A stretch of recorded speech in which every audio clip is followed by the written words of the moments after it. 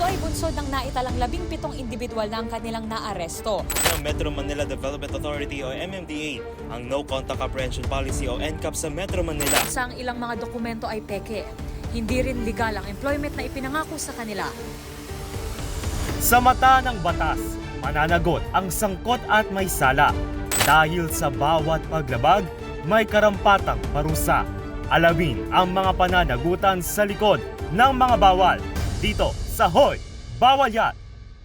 So far, ito po, isa pong motion for consideration na kinakaharap natin ay yung galing sa Kongreso. No? Para lang din po malinaw, attorney, kasi kapaulit-ulit po nating sinasabi na, ayun nga po, kapag ka hindi sinunod ng Senado, magkaka-krisis po tayo sa pamamahala, magiging magulo po. Kasi sabi nyo nga po, wala nang mas mataas sa pambansang hukom natin na Supreme Court. Para lang po malinaw sa marami, ano po ba yung role ng Supreme Court? Kahit po hindi in the context of impeachment, sa paraang maiintindihan ng marami. Marami po kasing mga issue ngayon o mga diskurso ngayon na nanggagaling sa mga mambabatas mismo at saka sa mga eksperto tulad nyo na sinasabing ang mga lawmakers should not be above the supreme law, which is the Supreme Court. Ano po ba ang role at power ng Korte Suprema sa ating legal landscape? Okay. Magandang katanungan yan, ano? Kasi para magkaroon ng konteksto at maintindihan ng taong bayan, ano ba ang mga trabaho ng mga institusyong ito? No? Yung Kongreso, tagagawa ng batas. No? Pero hindi sila pwedeng gumawa ng batas na taliwas o kokontra sa pinakamataas na batas. At ito ang ating saligang batas o yung Constitution. So, pwede silang gumawa ng batas, pero meron pa ring pamantayan. It cannot go higher. It cannot violate, hindi pwedeng lumabag sa Constitution. Yung executive ang tagapagpatupad ng batas. So kung ano yung ginawa ng Kongreso, dapat niyang ipatupad. Hindi niya pwedeng baliin, hindi niya pwedeng palitan kung ano yung ginawa ng Kongreso. At lahat ng kilos at gawa ng Presidente ay dapat sang-ayon din sa pinakamataas na batas. Yun ang Constitution o saligang batas.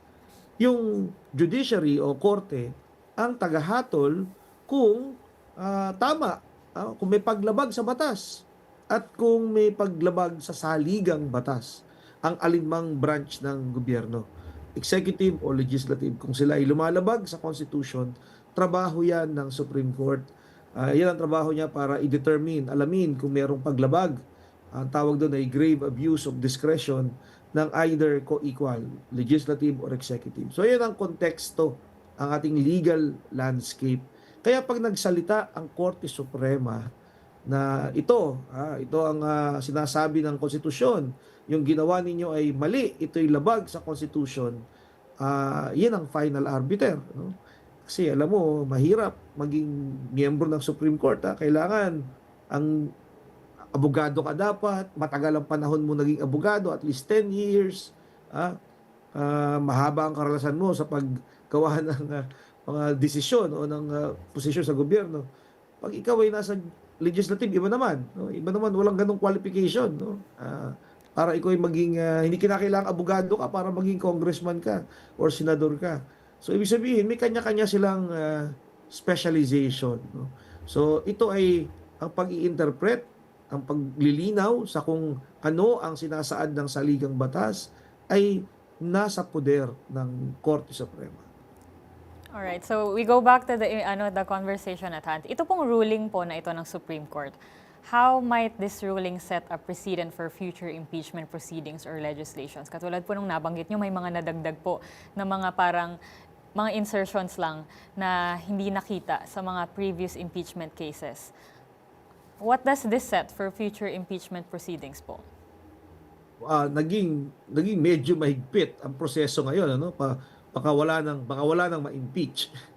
Kasi lumalabas na kailangan mabigyan muna ng pagkakataong sumagot doon sa impeachment complaint ang isang respondent bago ito talakayin ng Kongreso. Wala ito doon sa mga wala ito sa Constitution at wala ito sa rules ng House. So maaaring kung ikaw ay isang impeachable officer at nabalitaan mo na may magpa-file sa'yo, unahan mo na. No, Para pumasok na po yung 1 year, ano? unahan mo na ng isang mahinang impeachment complaint. para wala nang makapag-file, o kung may mag-file man, ito muna unahin, pasagutin niyo muna ako dito, tatagal na yung proseso. So it becomes more cumbersome, more bureaucratic, no, tatagal. So yung accountability, ang implication ng mga requirements ay magiging mahirap na ipa-hold accountable ang mga impeachable officers dahil mahigpit na yung requirements, no. Samantalang yung mga nakarang ating in-impeach, no, nakakadalawa na tayo ng impeachment, hindi naman naging ganito yung proseso. So, yun ang implication. Accountability, the call for accountability for impeachable officers might be made more difficult. You have to understand that you cannot file charges against impeachable officers. Yung presidente, yung vice, yung constitutional commission members, you cannot file cases against them. You have to impeach them first. So kahit ano ginawa nila, hindi mo siya pwedeng kasuhan Kailangan mo muna silang i-impeach. Ngayon, mahigpit na yung paraan para sila ay ma-impeach. Di maghihintay ka na matapos ang kanilang termino bago mo sila makasuhan. So, yun na yung implication. As you mentioned earlier, sobrang naging rigid and strict na po yung mga rules sa impeachment, which somehow talks like it's in favor of the impeachable officer. So as we move forward, attorney, sa usapin po ng impeachment, ano po ba yung mga next step para dun sa mga nasa kampo ng mga naghain ng complaint? When can they initiate again? Ano po ba yung mga technical consideration na kailangan nila na maging maingat kung ipopursue pa rin nila itong pagpapatalsik sa pwesto kay VP Sara? Alam mo, nung na-interview na ako a year ago almost a year ago, sinabi ko na yan na dahil nag-una-unahan sila No, nag-una-unahan sila ng file, kanya-kanyang interest, hindi mo na nag-usap-usap. May kanya-kanya silang complaint. Sinabi ko na noon sa aking interview na ang epekto niyan, baka mamaya ma-consider yan as initiated na. And therefore, which is yung nangyari nga po ngayon. Oo, at nangyari nga. Nangyari nga. So, moving forward, ang dapat nilang gawin, suggestion ko, mag-usap-usap sila. No? Kasi pare-pareho lang naman ang interest nila. Dapat mag-usap-usap sila para mag-file na lamang ng iisang maayos na complaint. At I think yun ang gusto ng Korte Suprema, na iayos lang yung proseso. The end does not justify the means. Famous quote na nilagay doon sa desisyon ng ponente o nung sumulat na kung gusto mo accountability, tama yung end, pero hindi pwedeng baliwalain mo ang due process.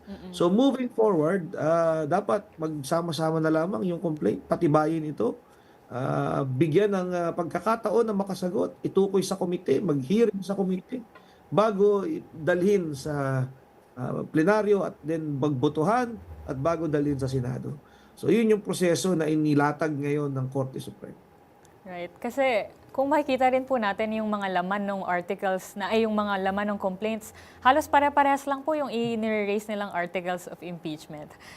So sa usapin naman po ng accountability, Supreme Court na rin po ang nagsabi na yung ruling, hindi naman ito inaabsuelto si VP Sara para sa mga alleged crimes that she has committed. And while impeachment only removes an official from its post, iba pa po yung criminal case kung saan pwedeng pagbayarin talaga siya sa mga alleged crimes na ginawa niya. In this case, ito po ay pwedeng i-pursue ng kampo laban sa bise, tama po ba? Pero kapag na-impeach po ba or may mga pwede na pong gawin in the side of the criminal case ang mga naghain ng complaint o ang mga nag-aakusa kay VP Sara? Alam mo, isang magandang katanungan na naman yan kasi isang legal conundrum. Hindi pa malinaw sa batas. Meron bang immunity from suit ang Vice President? Pwede ba siyang kasuhan ngayon ng mga krimen, halimbawa graft and corruption? Umano ay kanyang winaldas ang kanyang confidential funds. Itong aligasyon na ito ay isang krimen. Pwede ba siyang kasuhan bagamat hindi pa siya na-impeach? So that is another legal issue, no? O hihintayin mo nang ma-impeach bago siya papanagutin sa anumang korupsyon na umano ay ginawa niya. So isa pa yang usapin na dapat nating abangan na siguradong I think aabot din sa Korte Suprema yung usapin na yan. Yung presidente kasi maliwanag na nakalagay sa desisyon ng Korte Suprema na hindi siya pwedeng kasuhan habang siya ay presidente kailangan mo na siyang ma-impeach. No? Ganon din yung mga miyembro ng Supreme Court. No? Meron na rin tayong desisyon dyan. Pero wala pa tayong desisyon tungkol sa Vice President. Siya ba ay immune from suit? Ibig sabihin, hindi siya pwedeng kasuhan hanggat hindi siya na-impeach. So, isa yan sa mga dapat natin i-consider. Baka subukan nila no, na pag nagpalit ng ombudsman, ay filean siya ng kaso ng bagong ombudsman. At doon, matetesting natin kung ito ay papayagan ng Korte Suprema o hindi.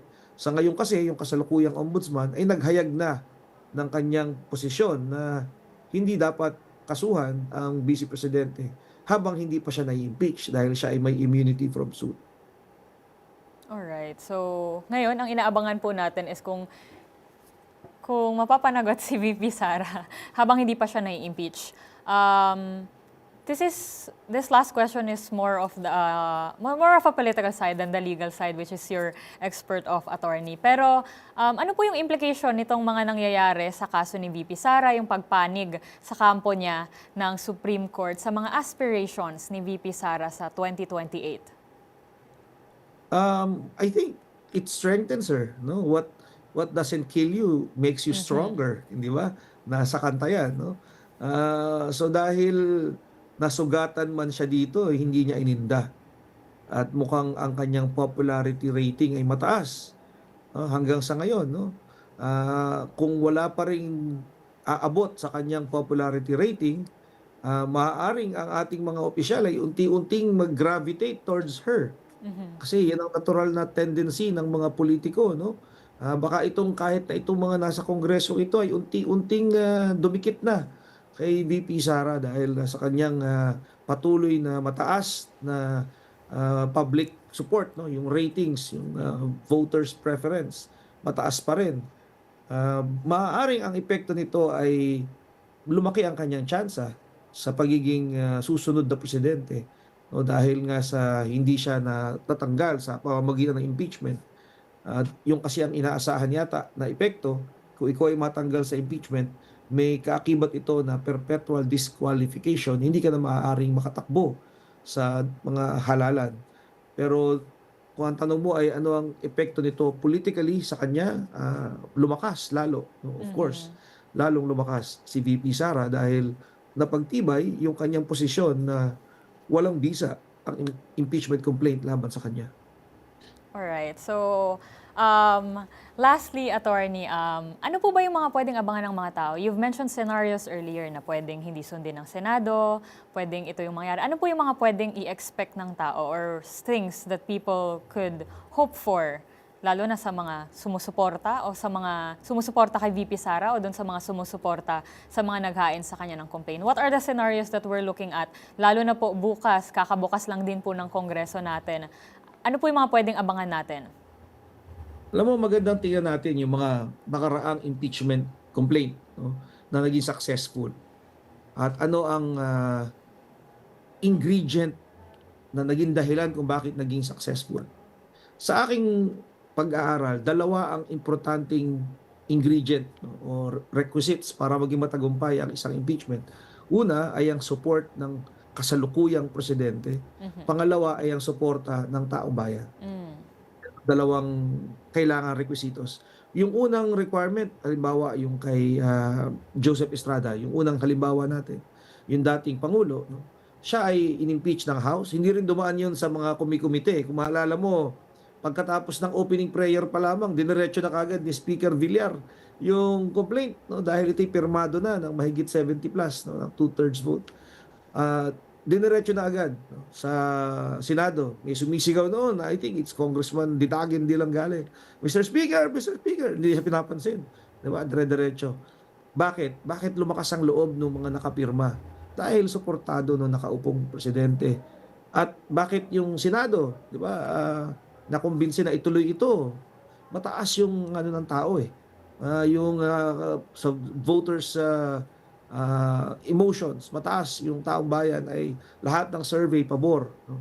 Kaya nung hindi binuksan yung second envelope, nakita mo nag-walk out yung prosecution. Malakas ang loob nila. Alam nila na ang taong bayan matitrigger, which led to EDSA DOS. Yung pangalawang impeachment, ganun din. No? Yung si Chief Justice Corona.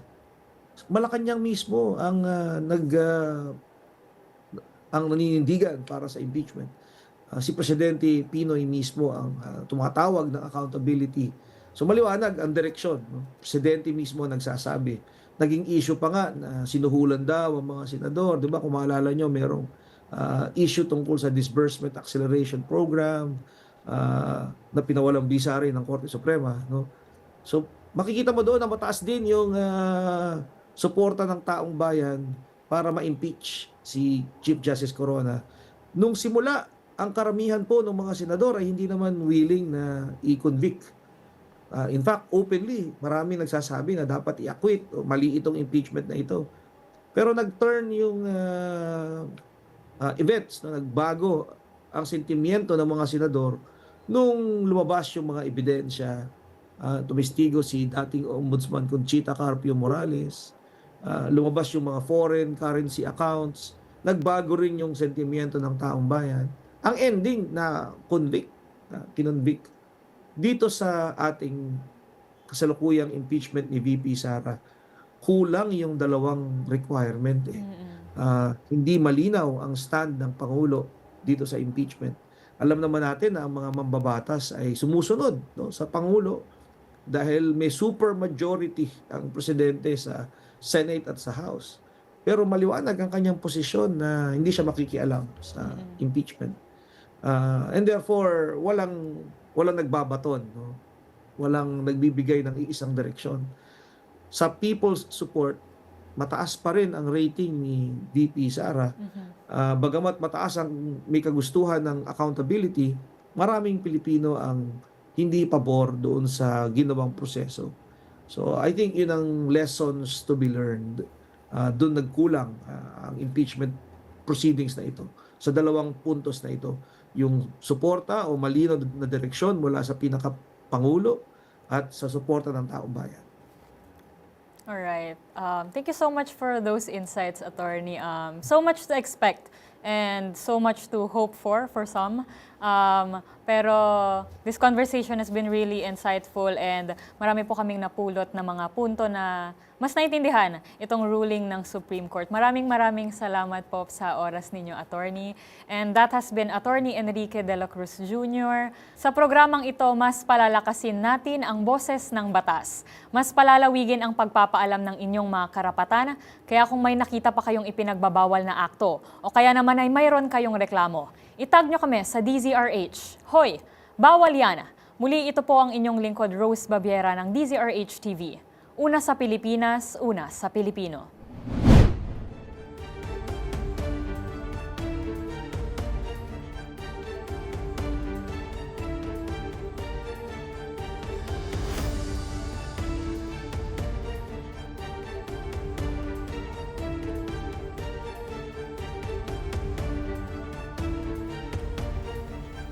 Ito ay bunsod ng naitalang 17 individual na ang kanilang naaresto. Ng Metro Manila Development Authority o MMDA ang No Contact Apprehension Policy o NCAP sa Metro Manila. Sa ang ilang mga dokumento ay peke. Hindi rin legal ang employment na ipinangako sa kanila. Sa mata ng batas, mananagot ang sangkot at may sala. Dahil sa bawat paglabag, may karampatang parusa. Alamin ang mga pananagutan sa likod ng mga bawal. Dito sa Hoy! Bawal Yan!